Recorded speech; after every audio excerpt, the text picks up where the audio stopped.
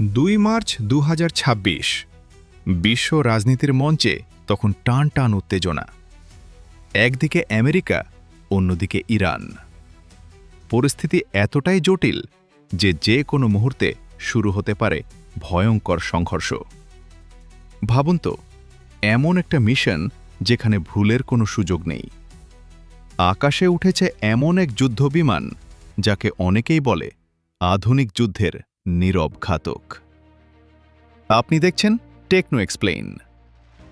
আমেরিকার লক্ষ্য ছিল খুবই স্পষ্ট: ইরানের মাটির গভীরে লুকিয়ে থাকা পরমাণু গবেষণা কেন্দ্র আর শক্তিশালী বাংকারগুলো ধ্বংস করে দেওয়া।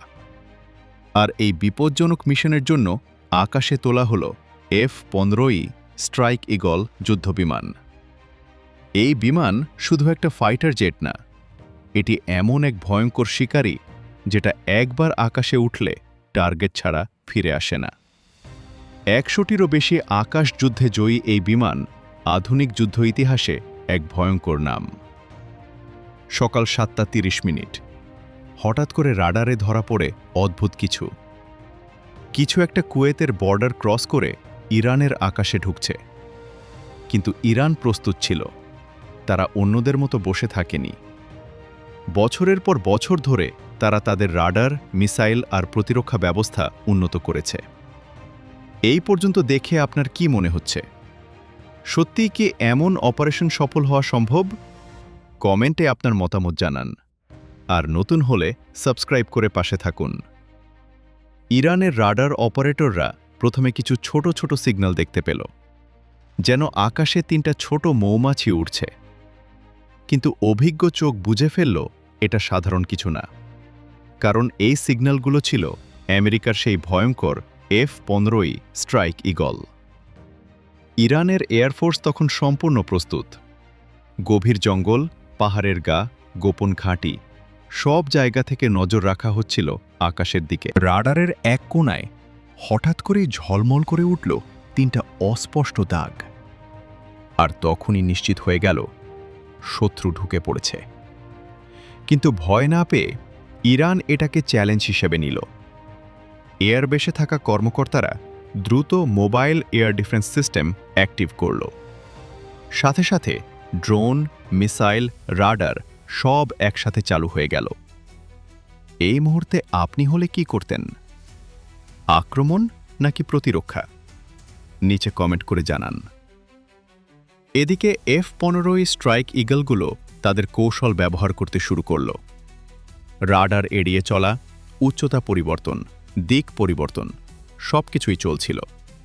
কিন্তু ইরানের উন্নত সিস্টেম ধীরে ধীরে তাদের অবস্থান নির্ধারণ করতে শুরু করল। আর তখনই দেওয়া হলো সবচেয়ে গুরুত্বপূর্ণ নির্দেশ: টার্গেট লক। একটি মিসাইল ছুটে গেল আকাশে। কয়েক সেকেন্ডের মধ্যে সেটি মেঘের আড়ালে হারিয়ে গেল। বিমানের পাইলট সর্বোচ্চ চেষ্টা করল। ডানে বামে বাঁক, হঠাৎ উচ্চতা বৃদ্ধি, 360 ডিগ্রি ম্যানুভার। প্রথম মিসাইল মিস করল, কিন্তু বিপদ তখনও কাটেনি। হঠাৎ করেই আরেকটি মিসাইল সোজা গিয়ে আঘাত করল বিমানের ডানায়। এক মুহূর্তে সবকিছু বদলে গেল। পাইলট বুঝতে পারল বিমান আর নিয়ন্ত্রণে নেই। আর কোনো কিছু চিন্তা না করেই সে ইজেক্ট করল। একদিকে পাইলট প্যারাসুটে ভেসে নামছে, অন্যদিকে আগুনে জ্বলতে জ্বলতে বিমানটি নিচে পড়ে যাচ্ছে। এই দৃশ্যটা কল্পনা করুন, আপনার শরীর শিউরে উঠবে। ভিডিওটা যদি এখন পর্যন্ত টানটান লাগে তাহলে একটা লাইক দিয়ে জানিয়ে দিন। এই ঘটনার খবর পৌঁছে গেল সরাসরি আমেরিকার হোয়াইট হাউসে।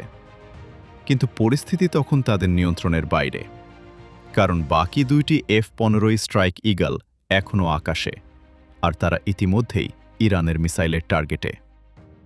মাত্র কয়েক সেকেন্ডের ব্যবধানে আরও কয়েকটি মিসাইল ছোড়া হলো। একটার পর একটা আঘাত, 2টি বিমানকেই ধ্বংস করা হলো। যে মিশন ছিল শক্তির প্রদর্শন, সেটাই হয়ে গেল এক ভয়ঙ্কর বিপর্যয়।